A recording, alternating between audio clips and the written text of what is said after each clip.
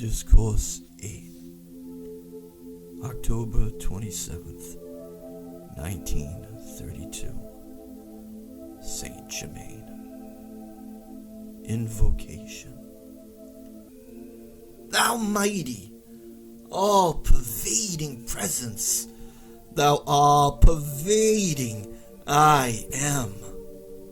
We give praise and thanks for the happiness pervading those under this radiation. We give praise and thanks that the simple key to perfect happiness may be given to bless and to anchor these children of God into their own firm dominion. We give praise for the harmony maintained within each student, and that they feel the necessity to continue it. We give praise that I am everywhere present, controlling every outer activity and bringing it into perfection. I bring greetings to you always. The Discourse. That which everyone seeks is happiness, sometimes called bliss, and yet many who have sought so earnestly have unknowingly continued to pass by the key to this happiness.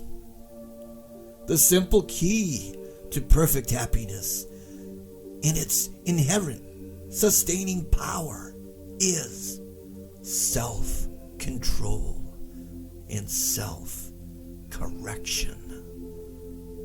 This is so easy to accomplish when one has learned he is the I am presence and intelligence, controlling and commanding all things. Surrounding each individual is a thought world created by him or her.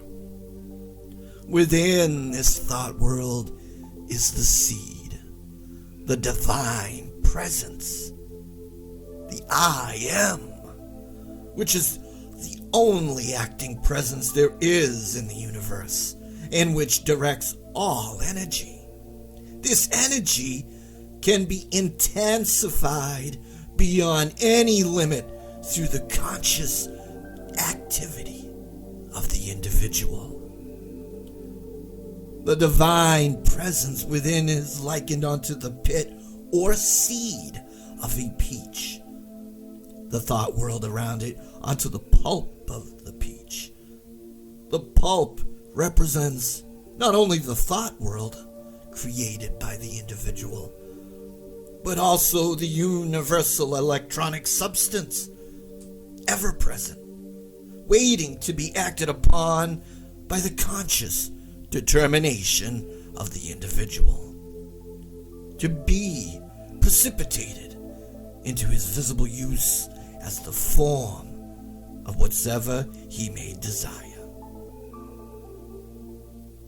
The sure pathway to the understanding and use of this conscious power comes through self-control. What do I mean by self-control? First, the recognition of the I am intelligence as the only acting presence. Second, that knowing this, we know there is no limit to the power of its use. Third, that individuals, having been given free will and choice, do create in the world about them whatsoever their thought, through their intention is held firmly upon. The time has arrived when all must understand their thought and feeling are the only and mightiest creative power in life or in the universe. Thus the only way to the definite use of the full power of one's thought and feeling, which is God in action, is through self-control, self-correction, by which one may quickly reach the attainment, the understanding whereby he may direct and use this creative thought power without any limit whatsoever. When sufficient self-control is attained, it enables individuals to hold the thought steady upon a given desire, likened onto the flame of an alkaline torch held immovable.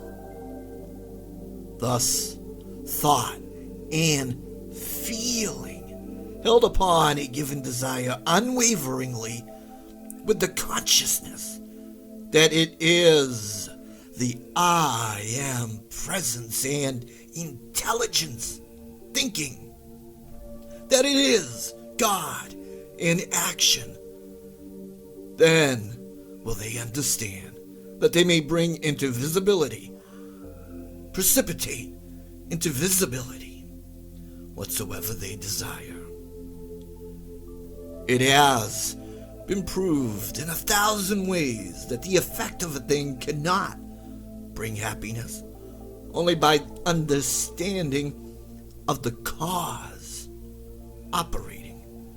May the individual become master of his world.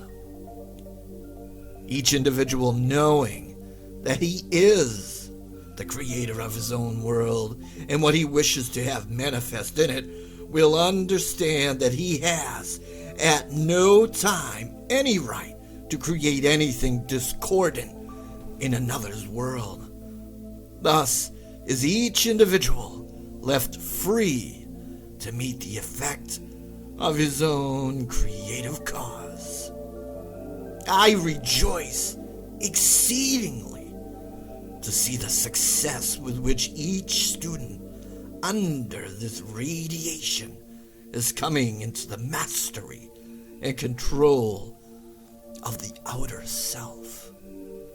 Here I must say to them, beloved students, could you but understand and see the magnificent splendor of the achievement before you through asserting self-control over the outer activity, you would bend every effort, every moment to attaining control and mastery over all outer expression. Thus will you be enabled to maintain the needed harmony through which the inner mighty power of the I am presence is liberated into your conscious invisible use. Let's disabuse the minds of these beloved students of the sense of time, distance, and space. The key which opens the entrance to all higher spheres above you lies in the simplicity and firmness of the self-control. All students should dwell earnestly upon the great truth that where your consciousness is, there you are. For I am everywhere. Long dwelling in consciousness that there was space, great distance, or that there is time is all but the outer creation of man. Therefore, to step through this gossamer veil that separates your outer consciousness from its full inner power and activity is but a state of thought and feeling. Those who are reaching to the light so earnestly desiring to live in and be children of the light, are dwelling constantly in these higher spheres. The beauty of these spheres surpasses the fondest imagination of the outer consciousness. When you enter them consciously and at will, you will find all creation there just as tangible as your physical buildings are here. To take your firm stand, I am the power of my complete self-control, forever sustained, will make it easier for you to gain this mastery. Students must be conscious that when they recognize the I am presence acting, it is impossible for it to be interrupted or interfered with in any way. No, there is no time nor space. Then the knowing of the vastness of eternity is within your grasp. To enter a higher sphere than your physical world in full consciousness is but an adjusting or changing of your consciousness. How do we do this? Answer: by knowing we are consciously there. Affirm often, through the power of the electronic circle which I have created, I am no longer touched by any doubts or fears.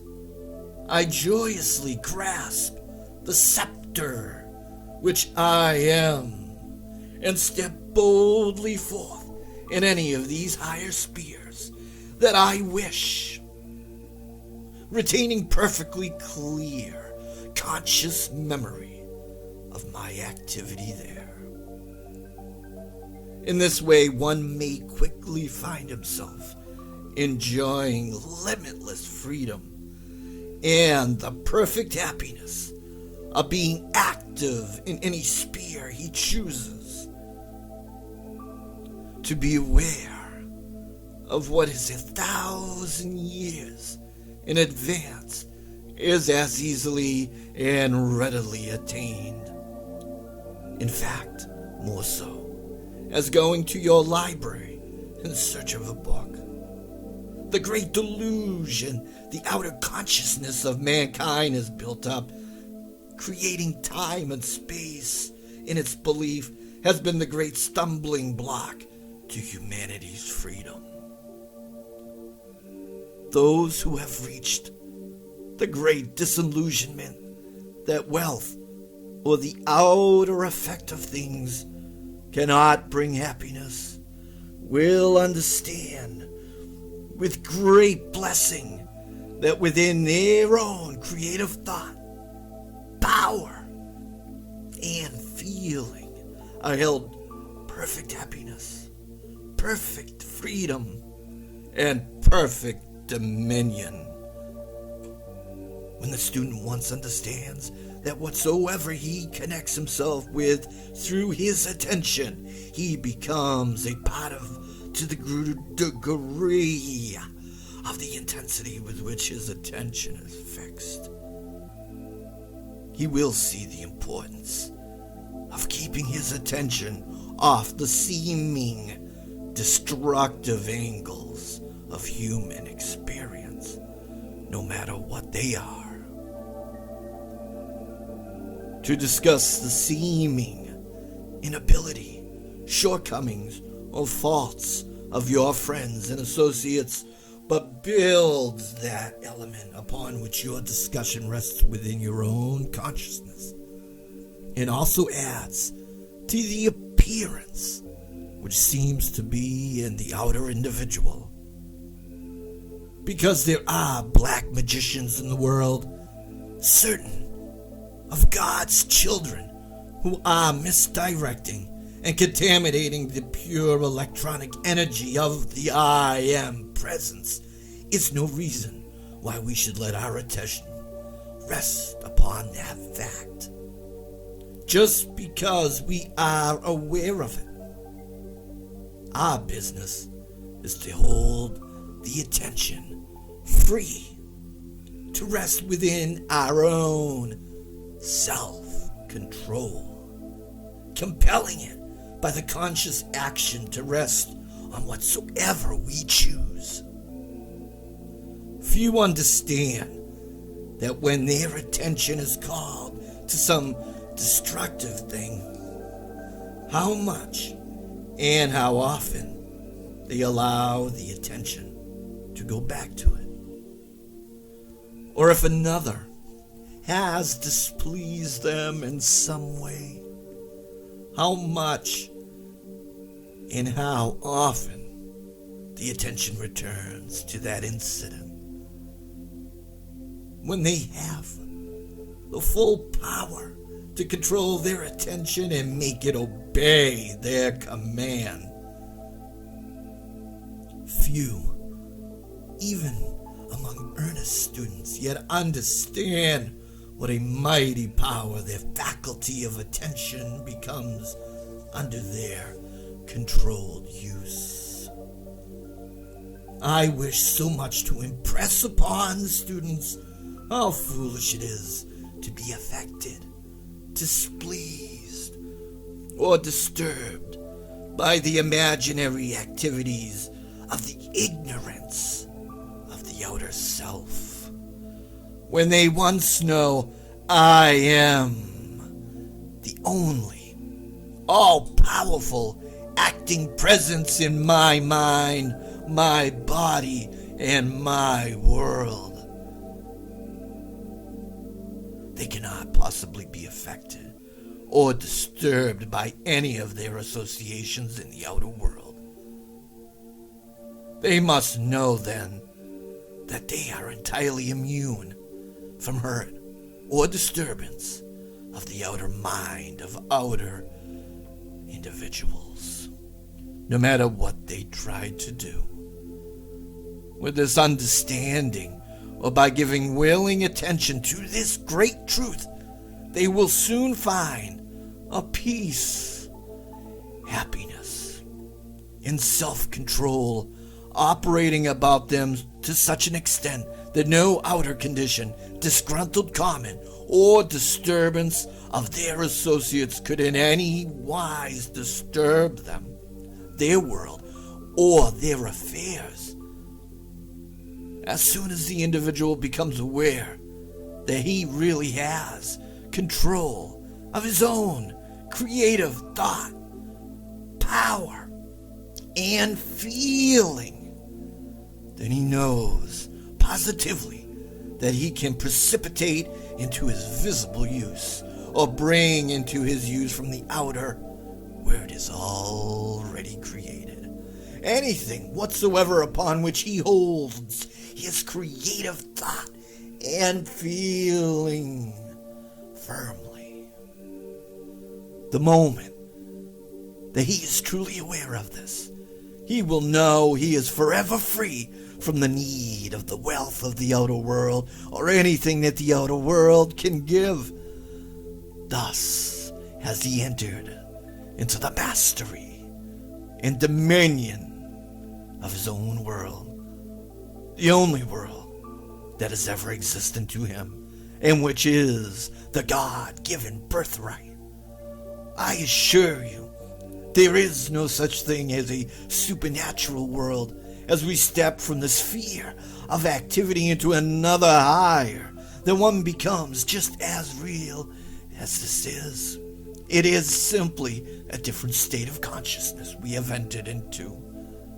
To the joy, glorification, and blessing of the mothers, sisters, wives, and daughters, I will say that within 100 years, there will be hundreds who will be able to use the cosmic rays to cleanse their homes and keep them so, to weave their seamless garments when they will have no desire to follow the freakish styles created by some commercialized idea.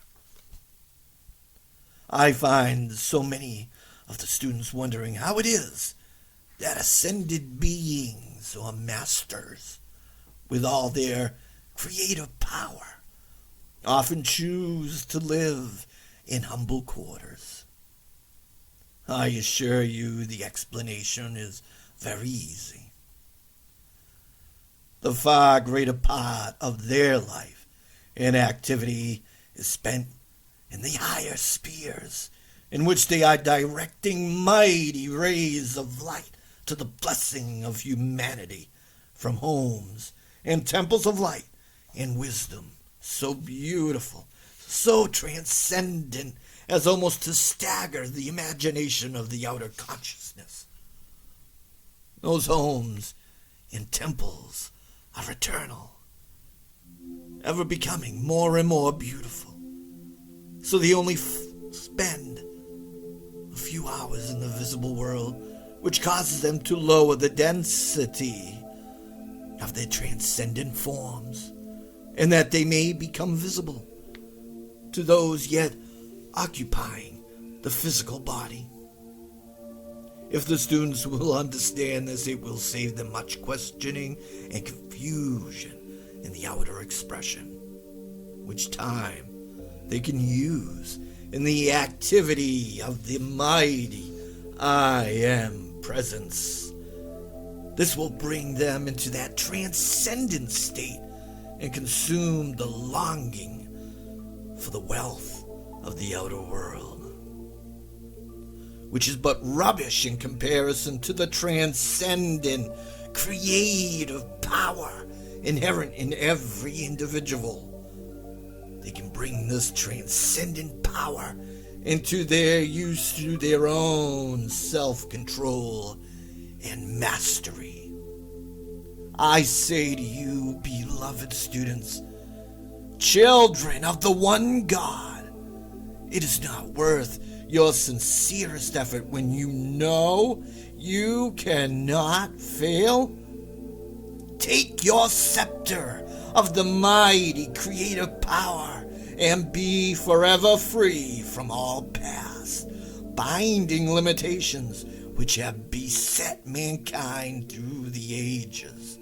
I assure you that everyone who enters in to attain the scepter in mastery will be given every needed assistance if each one will try with all his ability. The one having the understanding of his creative ability must know that he can create whatsoever he will, in whatever rate of vibration he desires to hold it, whether it be light or any other condensation he may choose to maintain it. You know you have the ability to change your thought from Chicago to New York in the same instant, and you know you can change your thought from a condition of light to one of very dense condensation, such as iron.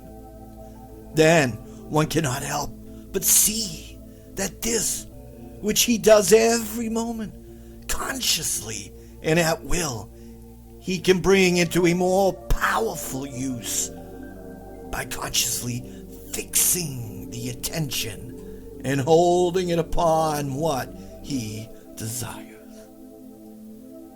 The attention is the channel by which God's mighty energy, through thought and feeling, flows to its directed accomplishment, because one has not yet precipitated something from the invisible.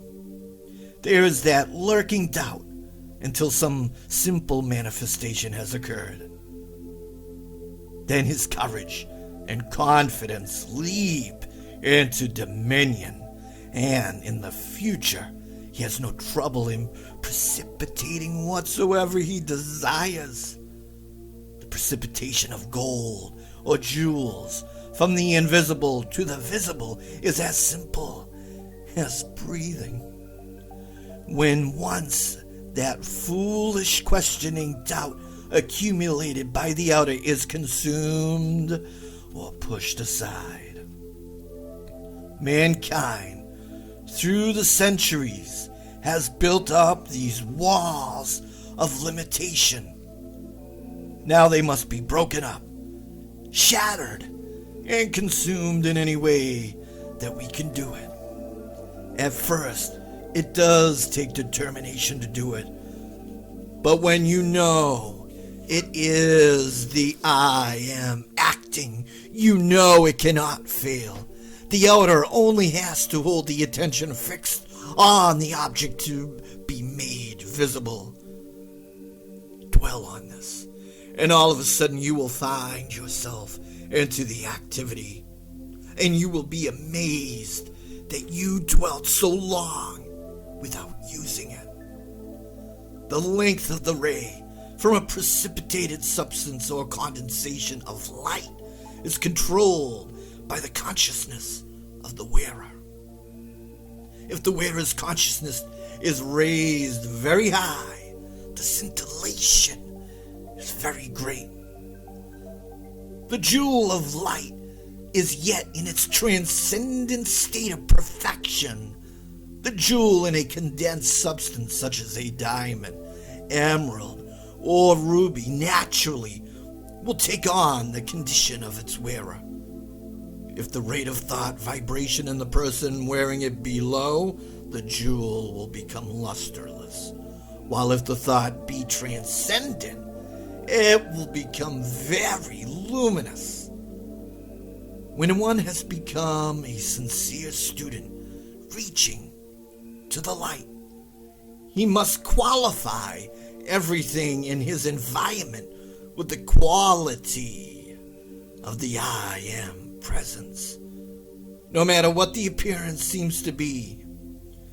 You see, there cannot be a quality or an experience in your world except what you give to it.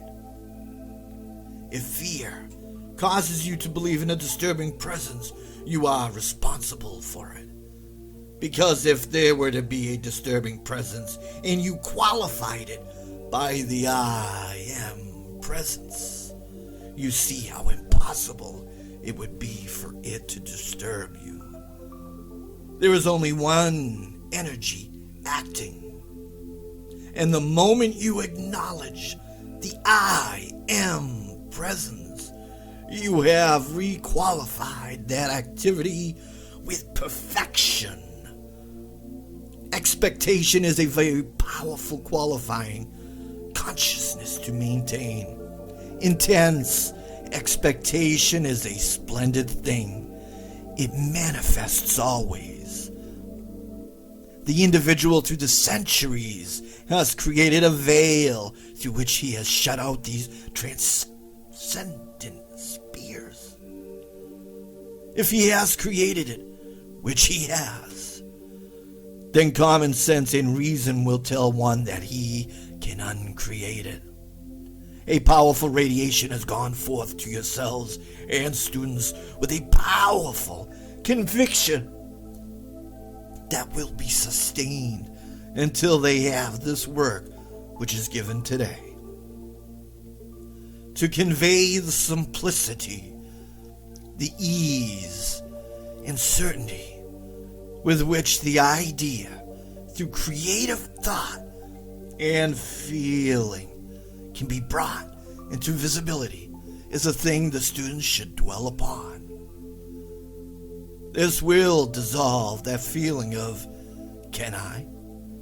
And in its place put, I can. And I know. If the students will keep themselves harmonious, from time to time they will have flashes that will give them all needed confidence. Add to all commands on going out of the body that you retain the conscious memory of whatever you experience. Stick right to a thing from the start and know that whatever knowledge you need will be forthcoming instantly. When you allow the attention become fixed upon a thing, you, that moment, Give it power to act in your world. Benediction. Thou great happiness, the mighty presence and power which I am, I qualify thee to go forth in the hearts of mankind, anchoring there and filling their minds, bodies, and homes, filling them with thy great happiness. Open the door of their consciousness so that the mighty power which I am can come forth in full perfection. Almighty presence, hold the children of light, the individualities of God, hold them close in thy embrace, letting thy quality flow forth in their command, filling them with thy great peace. Almighty presence of justice, enter in and reign in all official places. Let the destructive intent of mankind be revealed, that it may be cast out and be consumed.